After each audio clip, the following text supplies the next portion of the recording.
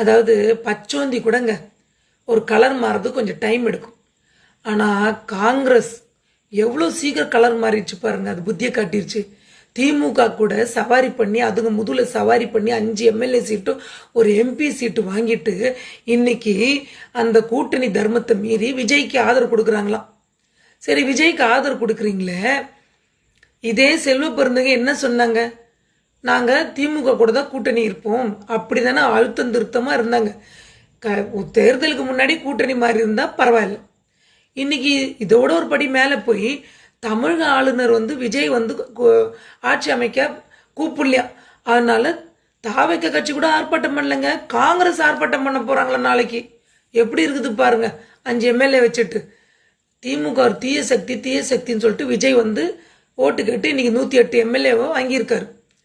அது தீய சக்தி கூட கூட்டணி வச்ச காங்கிரஸ், விசிக, சிபிஎம் கிட்ட இவர் ஆதரவு கேட்கிறாரு.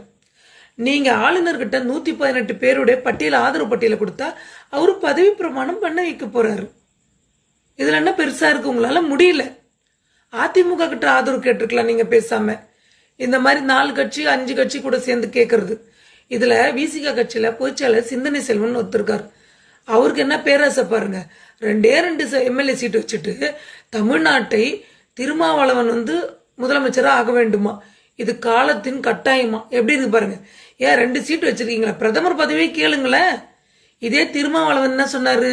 விஜய் கட்சி தொடங்கினப்போ பிஜேபியோட பி டீம்னாங்க. பிஜேபி அதாவது விஜய் ஆர்எஸ்எஸ் தான் வழி நடத்துதுன்னாங்க. சொன்னாரா இல்லையா?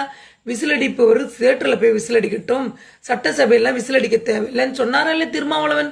இன்னைக்கு அவரு பண்ற அலப்பார இருக்கு பாருங்க, அப்படி பண்றாரு அவரு. இதெல்லாம் மக்கள் புரிஞ்சுக்க வேண்டும். நீங்க யாருக்கு ஓட்டு போட்டு தேர்ந்தெடுத்தீங்க? விஜய்க்கு. ஆனா விஜய் என்ன பண்ணிட்டு இருக்காரு? எந்த தீய சக்தி கூட கூட்டணி வச்சிருக்காங்களோ அந்த கூட்டணியை கூப்பிட்டு ஆட்சி அமைக்கிறது ஆதரவு கேட்கிறாரு. இதுதாங்க நிதர்சனமான உண்மை. எப்ப பார்த்தாலும் இந்த கட்சிகள் பிஜேபி உள்ள வந்துரும் சொல்லியே விஜய் பிஜேபி எதிர்க்கிற நிலைப்பாடு எடுப்பாரா? நான் கேட்கிறேன். விசிக கட்சியும் காங்கிரஸ் எல்லாம் என்ன பண்ணும்? கூட்டணி வந்தா சென்ட்ரல் கவர்மெண்ட் எதிர்க்க சொல்லும், மத்திய அரசாங்கத்தை எதிர்க்க சொல்லும். விஜய் பண்ண முடியுமா? விஜய் தமிழக மக்களுக்கு நல்லது பண்ணணும்னு நினைச்சா கண்டிப்பா மத்திய அரசாங்கத்து கூட இணக்கமா தான் போவார். அவர் இன்னைக்கு ஒரு அறிக்கையில சொல்லியிருக்காரு. அதுக்கப்புறம் என்ன இருக்கு? இதை மாதிரி நீங்க அழுத்தம் கொடுக்கறதுனால விஜய் திணறாரு. பார்ப்போம் இன்னைக்கு தமிழ்நாட்டு அரசியல்ல என்னென்ன கூத்தெல்லாம் நடக்க போதோ பார்ப்போம். எலெக்ஷன் இது வரைக்கும் எலெக்ஷன் வரலையேன்னு